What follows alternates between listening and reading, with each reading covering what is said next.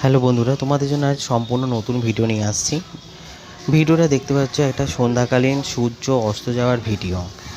আমি এখন রয়েছি মাতপুরে ওভারব্রিজ, রেলের ওভারব্রিজে দাঁড়িয়ে আছি। সেখান থেকে একটা ট্রেন যাচ্ছে, খড়গপুরগামী লোকাল ট্রেন।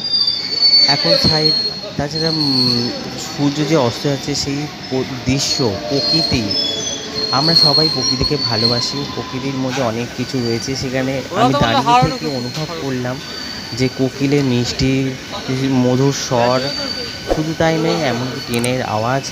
যাই হোক, তোমাদের এই ভিডিওটা ভালো লাগলে লাইক সাবস্ক্রাইব করবে, অন্যজনকে দেখার সাহায্য করো, অন্যজনকে শেয়ার করো। বাই।